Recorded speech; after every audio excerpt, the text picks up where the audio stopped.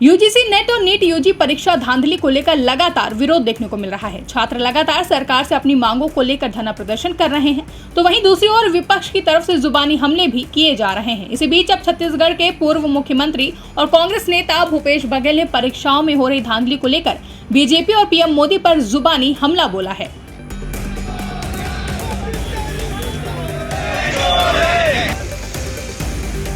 UGC net और NEET UG की परीक्षाओं को लेकर शुक्रवार को देश भर में कांग्रेस ने विरोध प्रदर्शन किया, साथ ही परीक्षा रद्द करने की मांग भी की है। वहीं पेपर लीक का आरोप लगाते हुए छत्तीसगढ़ के पूर्व मुख्यमंत्री भूपेश बघेल ने पीएम मोदी पर निशाना साधते हुए कहा कि एक विज्ञापन भारतीय जनता पार्टी की तरफ से आया था, जिसमें रूस और यूक्रेन, हमास और इजराइल के युद्ध रुकवाने की बात कही गई थी। वॉर रुकवा दी पापा। आज नौजवान पूछ रहे हैं कि पेपर लीक क्यों नहीं रुकवाएं। साथ ही इस दौरान भूपेश बघेल ने दावा किया कि पिछले 10 साल में 70 पेपर लीक हुए हैं, जिससे छात्र छात्राओं के भविष्य के साथ खिलवाड़ किया गया है। और क्या कुछ कहा, आप भी सुनिए। आज नौजवान छात्र छात्राएं जिन्होंने नीट के एग्जाम दिए, नेट के एग्जाम दिए, वो पूछ रहे हैं लोकसभा समय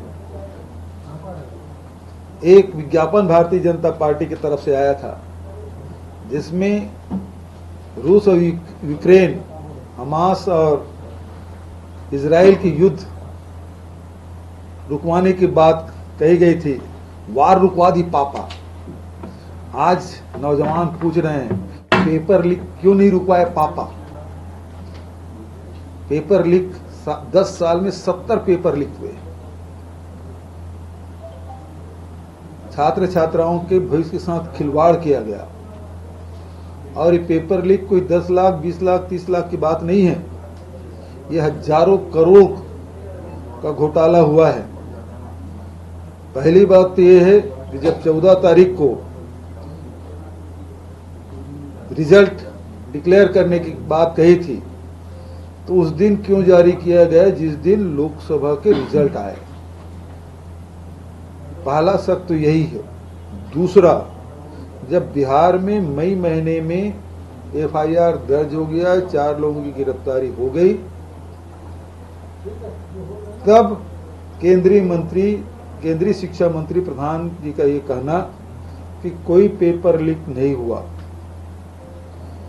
तीसरी बात, बोनस अंक देने का मामला झज्जर का मामला है, जिसमें आप बोनस अंक देते हैं, थोड़ा समय बढ़ा लेते, बोनस अंक देने की जरूरत क्या थी।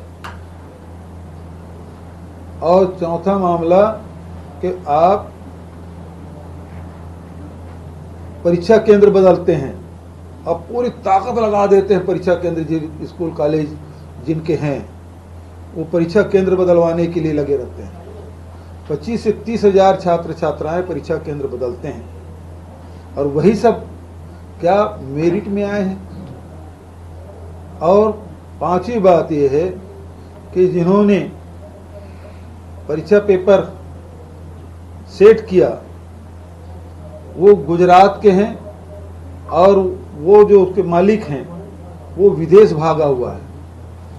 तो आखिर आप इसको निरस्त क्यों नहीं कर रहे हैं। निरस्त नहीं करने के पीछे ये है कि हजारों करोड़ रुपया का जो लेन देन हुआ है उसका क्या होगा। दूसरी बात यह है कि आज पूरे जो शिक्षा व्यवस्था है उस व्यवस्था को दीमक अंदर से पूरा घून की तरह चाट चुका है। इस सड़े गड़े व्यवस्था में सुधार कब होगी। और उसके लिए सुधार के लिए आपने नेट लाया था, नेशनल टेस्टिंग एजेंसी, तो आज वही घेरे में हैं और उसी को जांच करने की जिम्मेदारी दे रहे हैं। तो सबसे पहले मांग तो ये है कि परीक्षा निरस्त होना चाहिए। दूसरा कि नेट के जो अध्यक्ष हैं उसे एनटीए, नेशनल टेस्टिंग एजेंसी, तो जो एनटीए है उसके चेयरमैन को हटाया जाना चाहिए। तीसरा, शिक्षा मंत्री जो गोलमोल घुमा रहे हैं और तथ्यों को छुपाने की कोशिश कर रहे हैं, उसे बर्खास्त किया जाना चाहिए।